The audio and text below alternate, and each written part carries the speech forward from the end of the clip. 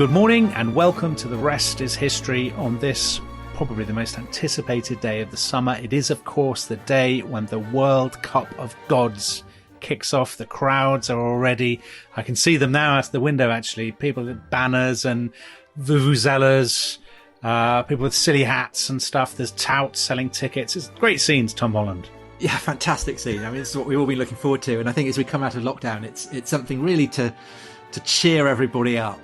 Sport at its best. Now, I'm aware, of course, that there may be people out there who know absolutely nothing about what we're talking about. So we should try and explain what we're doing. So we, a few weeks back, those of you who are regular listeners to the podcast will know that we staged a World Cup of British Prime Ministers.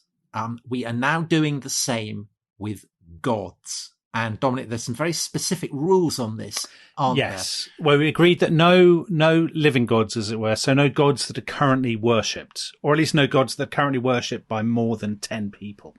Well, what we're saying is that every god who it qualifies for this World Cup, at some point in history, people have stopped worshipping them. Yeah. So, for instance, they're dead gods, basically. They're dead gods. So Odin qualifies, even though there are Odin worshippers. So they've just set up a new temple to Odin in Iceland, I believe. Is that so? But that's a reresurrection of yes. I think if you're being worshipped, I think if you're being worshipped slightly ironically, that doesn't disbar you from the tournament. Not of course, Dominic, that you're saying that Odin worshippers are ironic. Not at all. We don't want to. I would never dream of saying that. No. So Tom, it's great tournament. Some surprise. I'm surprised there was some discontent in the Sandbrook household actually. News that Horus had been knocked out. So there are 16. Yeah. And we could go through those who are unseeded in alphabetical order, and then do the seeds in ascending order. And then we could explain how you can join in and contribute and influence the course of these electrifying matches. Because the winner will be the world champion of gods. I mean, that is the crown worth having. So, well, the shout line that the organisers of the tournament have come up with is there can be only one. Yeah, monotheists everywhere will agree with that. Yeah. Okay, so the unseeded entrants. So the first one we have is Anubis. Great god. So very good god. I dressed up as Anubis when I was about 6. Okay, I made an Anubis jackal headdress. So he's the Egyptian god of the underworld, isn't he? Mummification. Yeah, of mummification. Worshipped across the entire span of Egyptian civilization, right the way back to 3,000 years. I mean, he's got a pedigree. Well, more actually, into 3,500 years. So a real track record there. I actually, deep down, I want him to go a long way because of my own association with him. I really want to see him. Okay, well, it's semi-finals. I'm hoping. Yeah, that's reasonable. Then we have Augustus Caesar, Roman, obviously. The first. Some would say not a god. I mean, clearly a man. Well, Dominic, we're not a theology podcast. No, we're not getting into whether the gods actually exist. I think or afterwards not. we should do a podcast about whether or not they're real. Yeah. I mean, I don't think any which of ones them. we think are real. Yeah, I think Monarch is definitely real. Anyway, go on. Yeah, so Augustus Caesar, after his death, became a god. He lived 63 BC to AD 14, worshipped as a god, probably the fastest growing cult in the 1st century AD. But we're going to do this in much greater detail. So we're just giving you a very brief character sketch here. I don't think he'll go far, actually, Tom. I don't want to. I think he'll get knocked out early. Okay, well, yeah, that's the fascination of sport, isn't it? Then we have Bridget. Controversial qualifier. Very controversial qualifier. You didn't beat Jeremy Corbyn in the qualifying rounds. Yeah, you didn't think that she deserved a position in the last 16, did you? I didn't think she was a god. All the way. I've backed her all the way. Well, she is. She's the Irish goddess of poetry, wisdom, and spring. To me, she's the. So Denmark won Euro 92 after not qualifying when Yugoslavia were barred because of their own war. And to me, she's the Denmark of this competition because I don't think she should be there. And B, I think she could be a dark horse. I think there's a lot of Irish fans who'll be rooting for her. All right, let's move on. Kibele. Now, that's an unusual one. A lot of people won't be familiar with this god or goddess. But absolutely huge figure in the world of the World Cup of Sports because probably the goddess who has been worshipped longer than any other deity. Wow, so, it's a very big claim. She's Anatolian, so Anatolia, what's now Turkey. She's essentially a kind of mother goddess. and it's probable that her worship goes back all the way to the 6th millennium BC. So she's experienced. She's very experienced, and all the way up to kind of 500 AD. So yeah. She's experienced, but she's like sort of Alex Ferguson, Manchester United. She's got a lot of experience, but she's updated to the modern age. Yes, she's kept going post Christianity. Yes, post Jesus. Anyway, yes.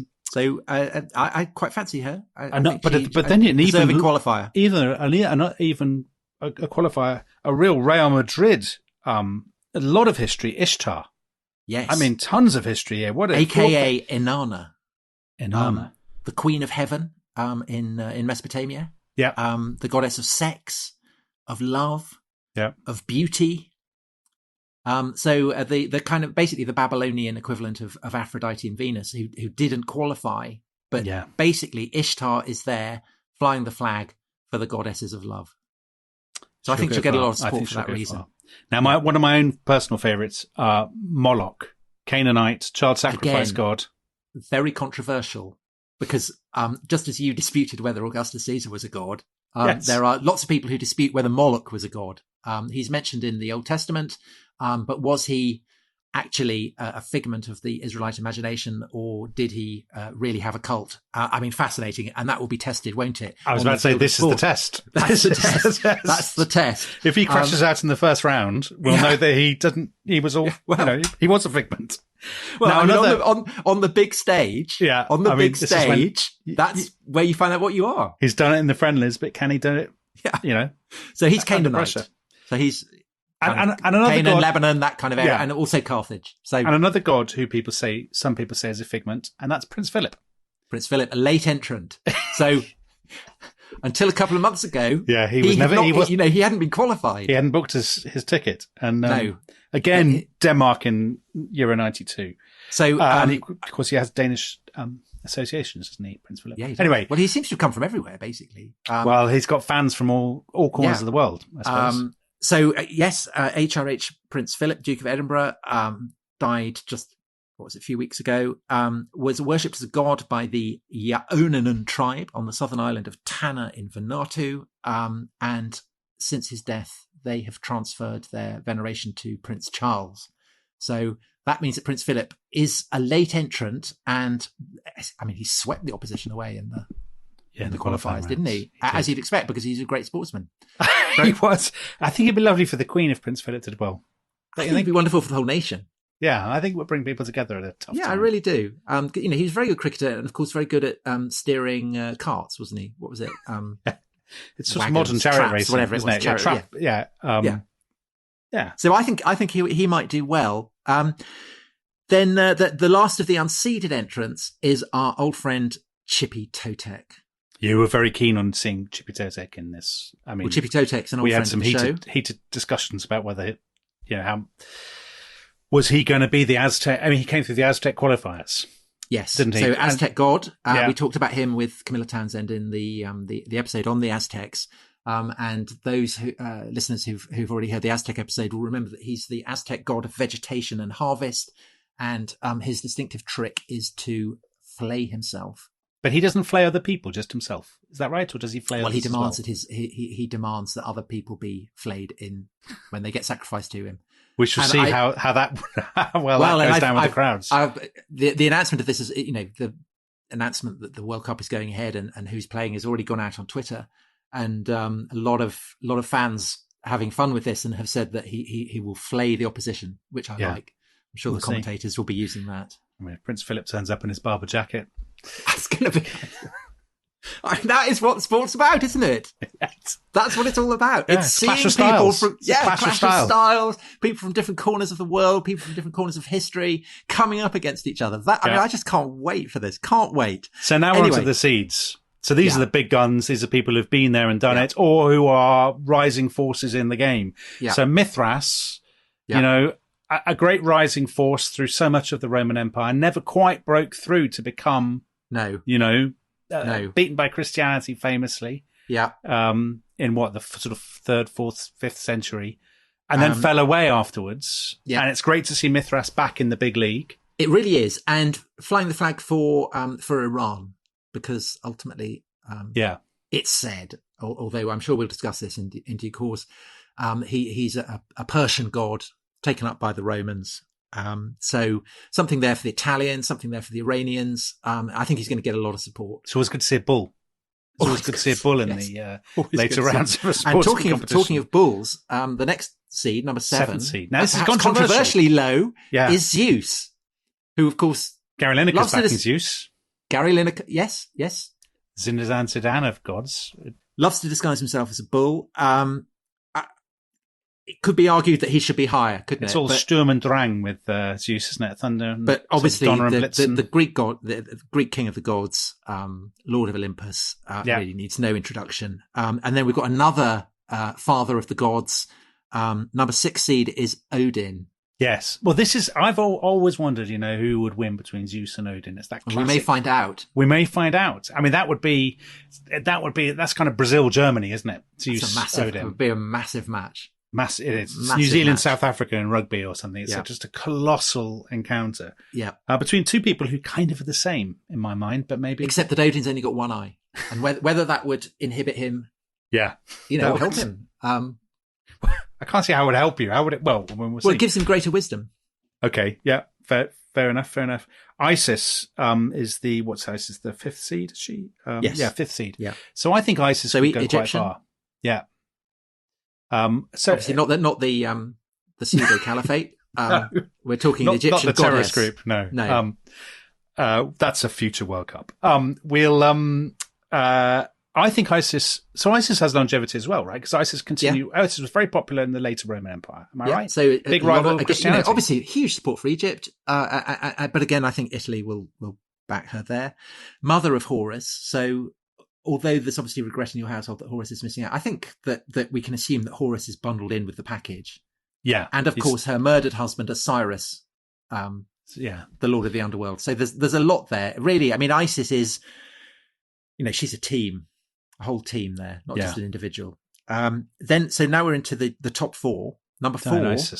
Dionysus. I think there are questions about refreshment with Dionysus, aren't there? And about, has Dionysus kept up the kind of dietary routine that you need at this level of the game?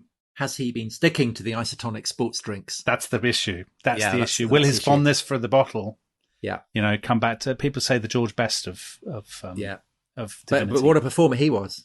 Well, yeah, but never did it at the World Cup. No, this so is Dionysus Greek, the god of wine, of all kinds of shenanigans. So, partying. Always a crowd favourite, massive crowd favourite. I see him as a Gaza figure. He's Gaza, isn't he? Apollo. A lot of people are fancying Apollo this year, Tom.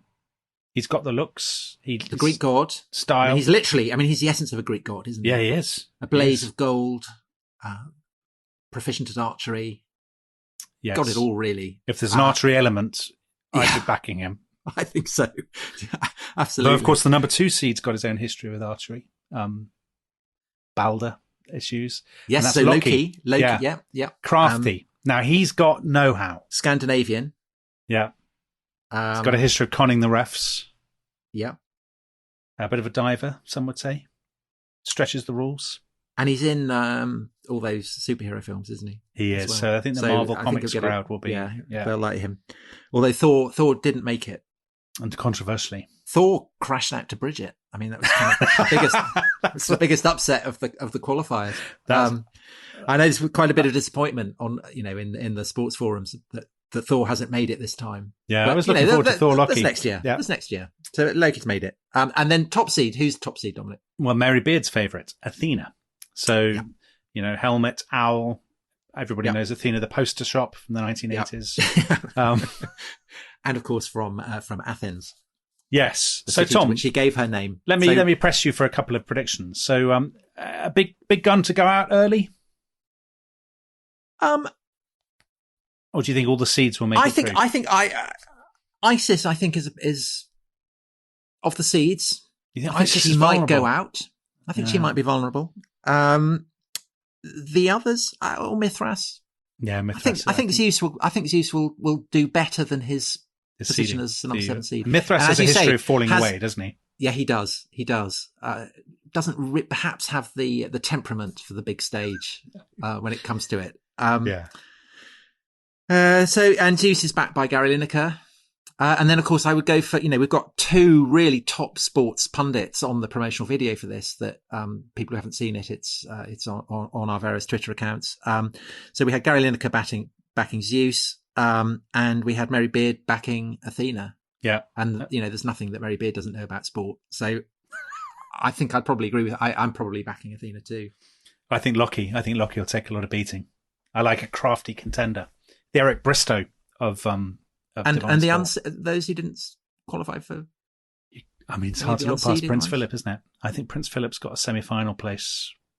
Guys on the semi-final. So place. Exciting! I can't wait. Anyway, so those are the contenders, guys. And the way this works, so this is going out on the morning of Saturday, the 22nd, at 8:00 on Saturday. If you're listening to it today. Jonathan Wilson, our greatest living football journalist, will be doing the draw.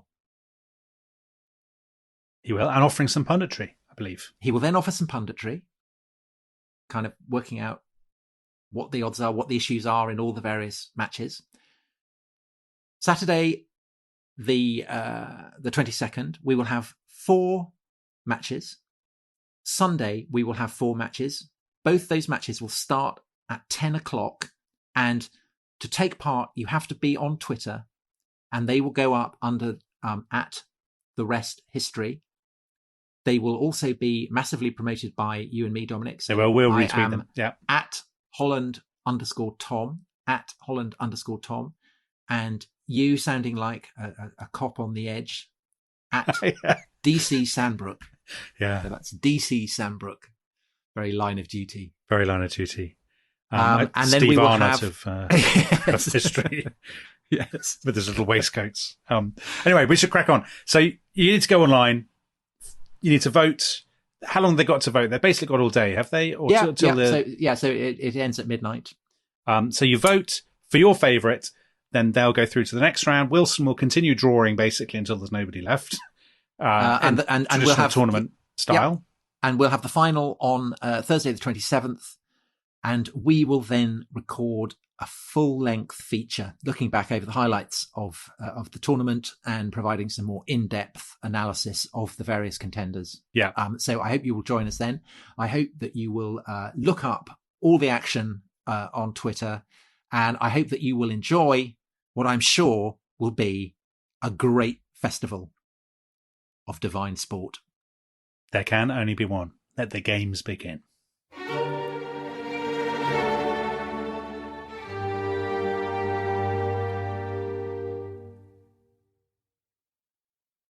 Thanks for listening to The Rest is History.